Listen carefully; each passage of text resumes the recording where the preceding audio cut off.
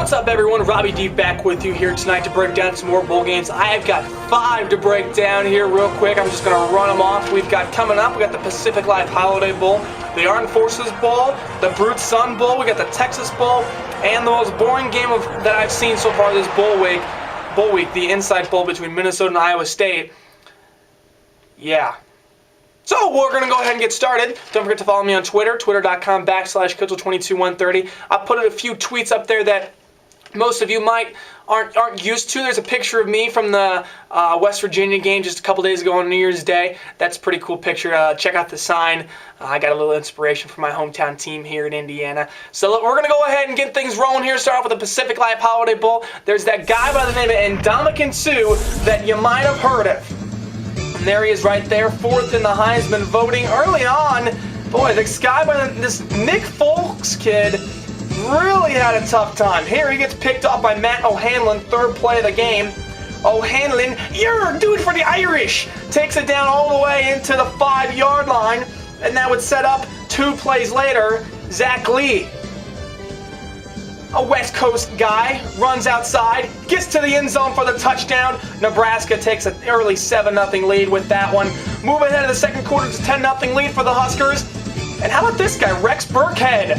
Not a quarterback, he's a running back. Had 17 carries for 92 yards, that 1 touchdown, just a freshman, 17-0. Still in the first half, and there's that Suh guy. Ndamukong Suh blows up Nick Grigsby in the backfield. It was just a long game for U of A. It's 26-0 here in the 3rd quarter. And look at the dime that Zach Lee puts out there for Niles Paul. Tough as Niles Paul, you should say. 74 yards. Nebraska wins it 33-0. It's their first 10-win season since 2003 and their first shutout in the Huskers Bowl history. That's 48 games tallying that one up. Armed Forces Bowl rematch from 08, Air Force and Houston. We move ahead early on to the second quarter, 14-3 Falcons, 4th and 3, run the option to Asher Clark, 23 yards, down the sidelines for the touchdown. Air Force, yay Falcons, up 21-3. Moving along now in the second half, opening kickoff, Tyron Carrier. They pooch kicked him because they're afraid of his ability to return kickoffs. That was an effective way of doing it. Carrier takes it all the way back, 79 yards for a Houston touchdown, and the Cougars back in it, 24-13.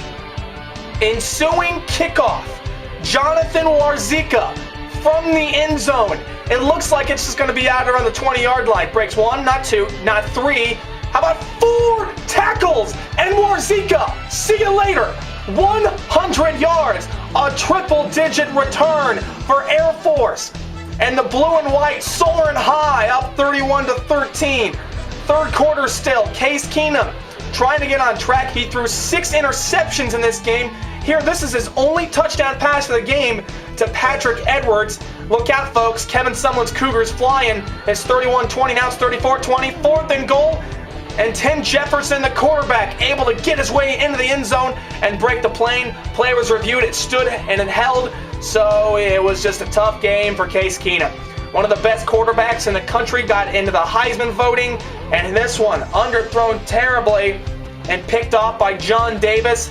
It was just that kind of game for the Cougars. And then how about the running back slash fullback, Jared 2?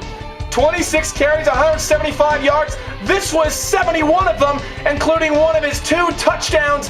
Barrels into the Houston defender, and Air Force give it up for the Falcons. They win this one 47-20. Congratulations to Air Force, really representing the Mountain West. Brute Sun Bowl, Stanford and Oklahoma.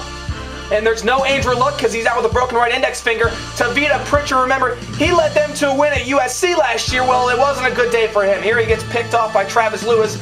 3 plays later, Landry Jones filling in for Sam Bradford, doing very nicely, finding Ryan Broyles over the middle, 31 yards, Oklahoma up 7-0, and they continue to roll. Next possession, though, whoopsies, poor pass there from Laney Jones and picked up by Bo McAnally, and look at the man rumble, finally brought down inside the 15-yard line, and that would set up Toby Gerhart, right? No, they're tricky at Stanford. They give it to Owen McGreasing, and he powers into the end zone for a touchdown. We're all knotted up at 7 apiece. Second quarter, it's a 10-7 lead for OU. And Pritchard, well, this wasn't a very smart throw, but Ryan Whalen coming back for the ball, making a nifty move right there, and you'd see him go 42 yards all the way to the 18-yard line. That would set up the runner-up in the Heisman Trophy, Toby Gerhart, running the Wildcat and running over Boomer Sooners. 19-yard touchdown. Stanford, a 14-10 first lead of the game. Still the second quarter. There's a lot of points in this one. Ryan Broyles, second touchdown catch of the game. We're still in the second quarter. Here's Toby Gerhart. This looks like it's going to be an easy touchdown, but it's made more interesting when he fumbles, and somehow Gerhart recovers in the end zone for the touchdowns. So Stanford's up 24-17, third quarter. Jones finds that Broyles kid again. His third touchdown of the game for Ryan Broyles. It's 24-all when DeMarco Murray flies over the pile, and Oklahoma, that would be the game-winning touchdown because Tavita Pritchard, Stanford battled the entire way with their backup quarterback, but just couldn't get it done. Here rolling out and then just throwing up a prayer, hoping something happens, and Gerhart couldn't find it in the air. And OU, a great victory for Bob Stoops and the Sooners. They win 31-27. Texas Bowl, Navy and Missouri. There's Ricky Dobbs, one of the best rushing quarterbacks in the country. Second play of the game.